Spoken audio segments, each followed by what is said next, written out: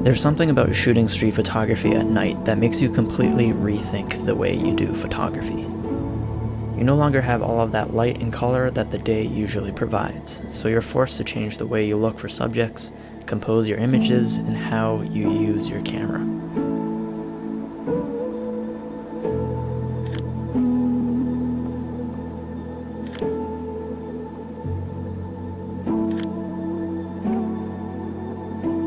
There's a lot you can learn and take away from shooting at night, especially if you're someone like me who mostly shoots during the day.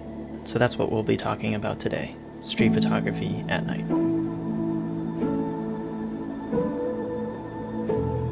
Thank you to Squarespace for sponsoring today's video.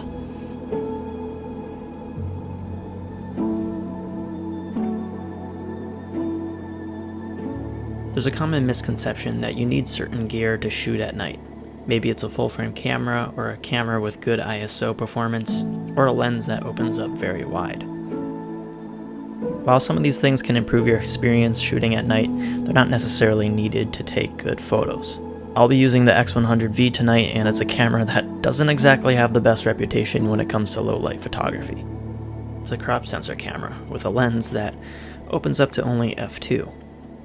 But despite all of that, you'll see that it's perfectly reasonable for something like nighttime street photography.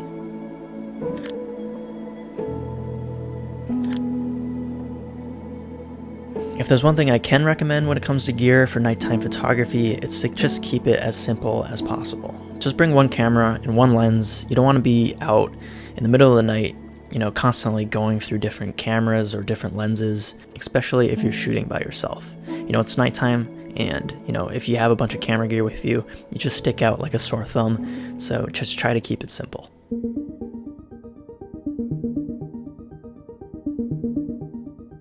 So I think it's easy to freak out about high ISOs and all that noise that happens in your photos when shooting in high ISOs, especially if you're using something like an X100V. It's a crop sensor camera. It's not bringing in a lot of light to begin with. Before you freak out about ISOs and all that noise, I would first make sure that your aperture and shutter speed are set to settings that, make sense for the nighttime environment that you'll be shooting in.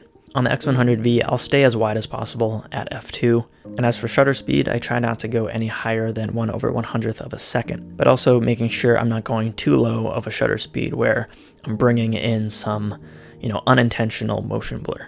Now let's talk about all of that noise that comes from shooting at high ISOs. This is something that you're just going to have to embrace, especially if you're shooting with, a crop sensor camera like the X100V. I find that just embracing those impurities of shooting at night, it just makes the experience that much more enjoyable.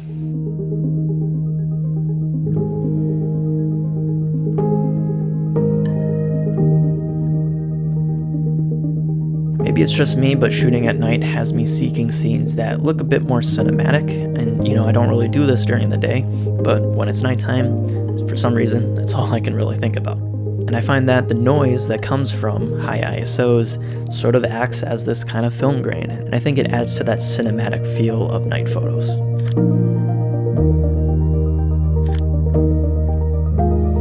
Something I've always found that works for me with night photos is the black and white edit. When all else fails, you have terrible color shifts going on in your photos, the ISO noise is just unbearable. I find that the noise produced from high ISOs always looks more natural as a film grain when it's a black and white image.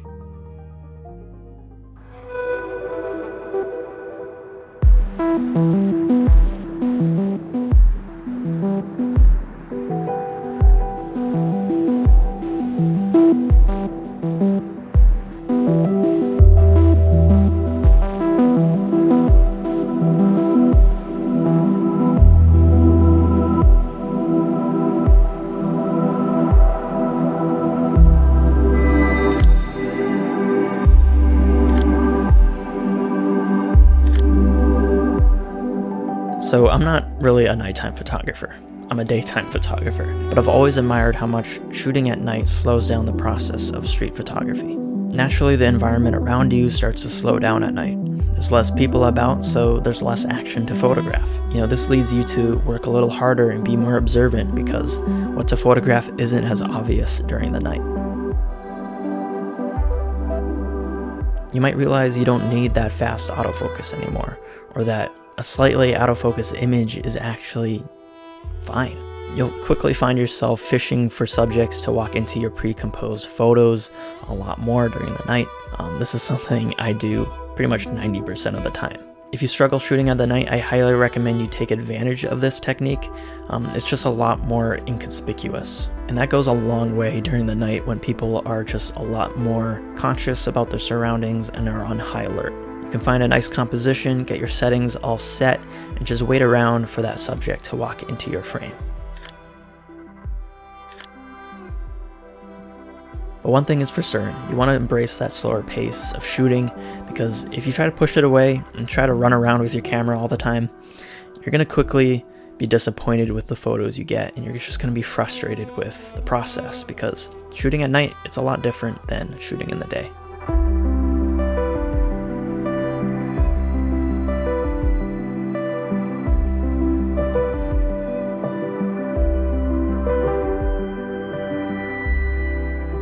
The most common tip you'll probably hear when it comes to night photography is to follow the light. Now that sounds pretty obvious because light is going to be the main determining factor of where you're going to take photos, but not a lot is said about the various ways you can use that light. The first and probably most obvious way of using light at night is to shoot into it, or maybe a better way to describe it is shooting into the buildings that are producing such light. However, I'd be very cautious when you do this because it's nighttime and, people are going to be a lot less understanding of what you're doing because it's nighttime. Just use common sense and, respect people's privacy. I'll normally only do this if it's something like a laundromat or, a restaurant where there's big windows and people are kind of, expecting that they can be seen.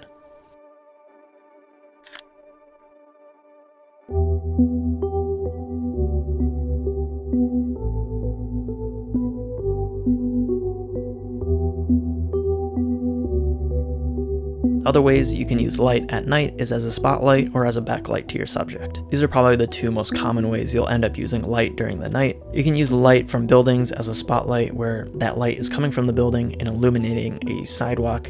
People will walk through that illuminated light and they'll be lit up for a brief moment of time. You can change the angle of where you're shooting and use that light from the building as a backlight to the people walking in front of it. This creates a more abstract photo because the person walking in front of that light is going to be more of a silhouette rather than a well-lit and detailed subject.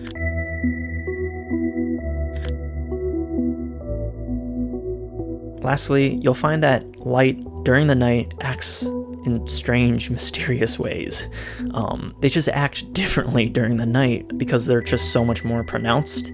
I guess, I don't know how to really describe it, but you can look through reflections in windows, or you can find it in puddles on the ground or being reflected off buildings. There's some beautiful essence to light at night that it just can't be replicated during the day.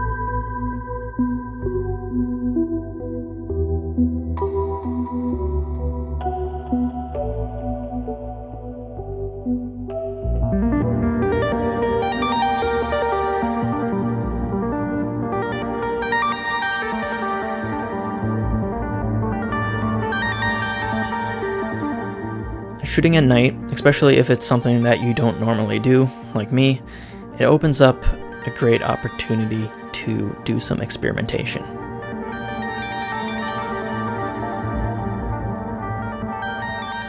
In previous videos on this channel, I messed around with double exposure photography as well as intentional motion blur.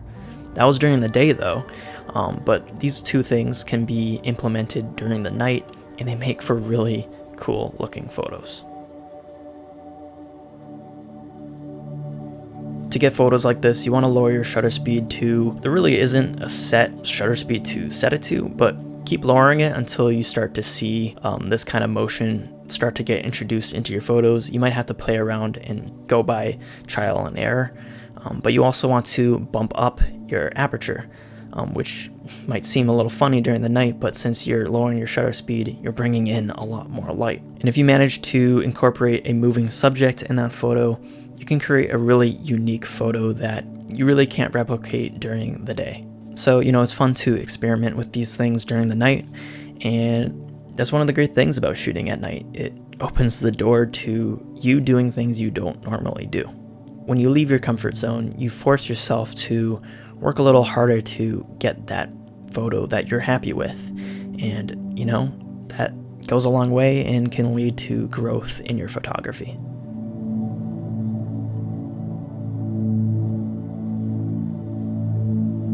Lastly, I want to end this video talking about safety because really this is the most important thing you should be thinking about when you're shooting during the night. Your safety comes first before anything, and it's important to remember that because, when you're shooting at night, you become a lot more vulnerable. Your sense of surroundings isn't going to be as good during the night, and since, there's not a lot of people out, you're going to stick out like a sore thumb, especially if you have camera gear. There's no photo that's worth losing your gear over, or even worse, getting hurt over, so whatever you do, make sure you're staying aware of where you are while you're out taking photos, and be respectful to other people during the night. I'd advise leaving the headphones back at home, or do what I do and just leave them in, but turn the music off. I find people are just less inclined to bother you if it looks like you can't hear them. I don't want to scare any of you off from shooting at night. It's just better to be safe than sorry. Before you head out for the night, consider telling someone close to you or a friend that you're going to be shooting at night. That way, at least someone knows where you've gone.